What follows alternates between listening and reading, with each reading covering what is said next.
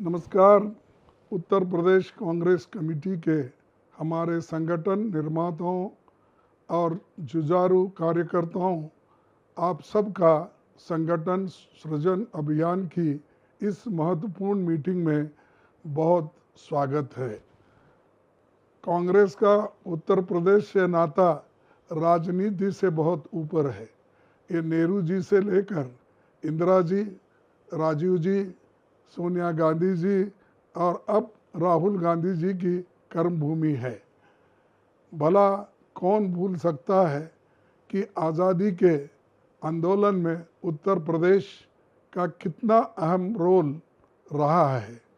2024 के लोकसभा चुनाव में उत्तर प्रदेश में इंडिया गठबंधन की शानदार जीत ने भारतीय जनता पार्टी को बहुमत से रोकने में बड़ी भूमिका निभाई है। ये चुनाव हमारे देश के लिए, हमारे संविधान के लिए, आम जनता के हक और भागीदार के लिए बहुत अहम था। इस तरह का बेहतरीन प्रदर्शन आपकी कर्मठता, आपके जज्बे के कारण ही संभव हुआ। इतने साल सत्ता से बाहर रहने के बावजूद पार्टी के प्रति आपके समर्पण और निष्ठा की मैं सराहना करता हूँ। आज देश एक मुश्किल दौर से गुजर रहा है। निरंकुश सत्ता प्रजातंत्र में जनता की ही अनदेखी कर रही है। उत्तर प्रदेश की तथाकथित डबल इंजन सरकार ने तो मर्यादा की हर सीमा पार कर दी है।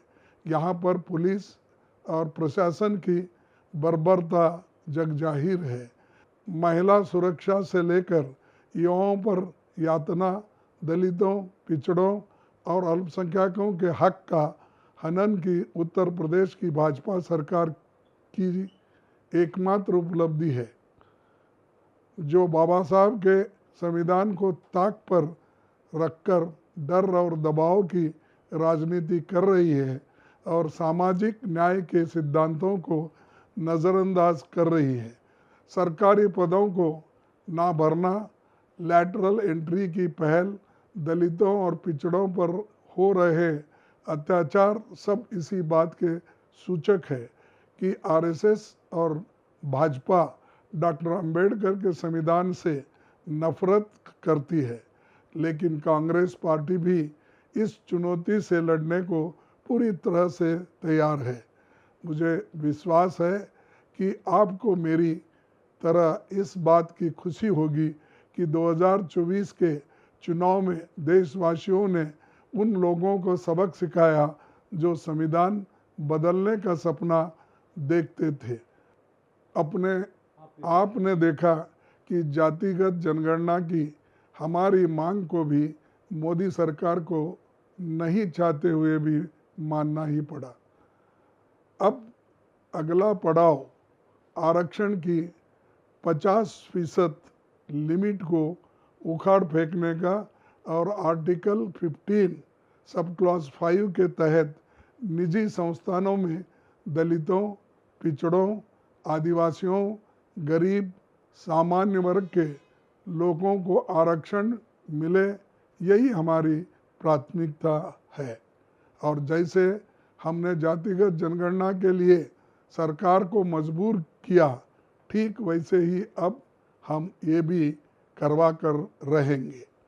और ऐसे हर मुद्दे पर सरकार को कटघरे में खड़ा करना, जवाबदेही बनाना, आम जनमानस की आवाज़ को बुलंदी से उठाना ही एक जिम्मेदार विपक्ष का काम है। ये काम आप सब ने बखूबी किया है और अब आगे और भी ईमानदारी और लगन से करना होगा। आप हमारे संगठन की रीढ़ की हड्डी है। आप उत्तर प्रदेश में हमारे संकल्प की भी नींव है। ये सच है कि दिल्ली का रास्ता लखनऊ होकर गुजरता है और इसीलिए ये बेहद ज़रूरी है कि आप अपने ऊपर दी गई जिम्मेदारी को पहचानिए। सारा देश आपकी ओर उम्मीद से देख रहा है और इसलिए आपका एकजुट होकर लड़ना, कांग्रेस पार्टी और हमारे संदेश को जन जन तक पहुंचाना ज़रूरी है।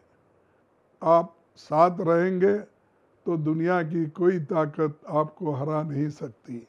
उत्तर प्रदेश का कांग्रेस कमेटी का ये 100 दिनों का अभियान एक साधारण कार्यक्रम नहीं, ये हमारे संगठन को और मजबूत करने, लोगों से सीधा संपर्क स्थापित करने के लिए कांग्रेस का झंडा लहराने के लिए एक बहुत बढ़िया पहल है।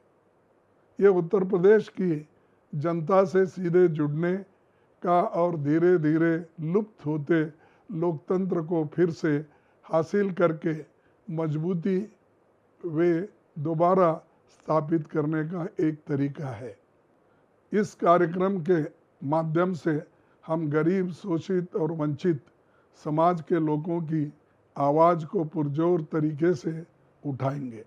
हम उन सब लोगों के साथ खड़े होंगे जिनके साथ भाजपा की सरकार ने अन्याय किया है।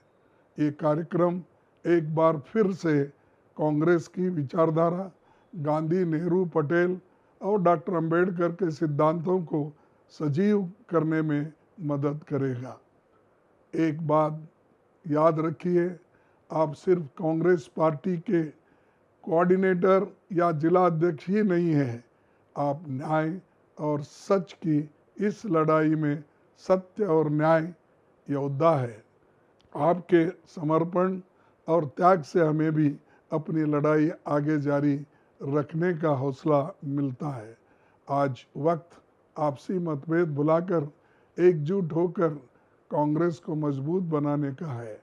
आपका अगला लक्ष्य 2027 का विधानसभा चुनाव होना चाहिए। उसकी तैयारी में दम खम से लग जाइए। मैं संगठन सृजन अभियान की अपार सफलता की कामना करता हूँ। मैं आप सबको दिल से धन्यवाद देता हूँ। जय हिंद, जय संविधान, जय कांग्रेस।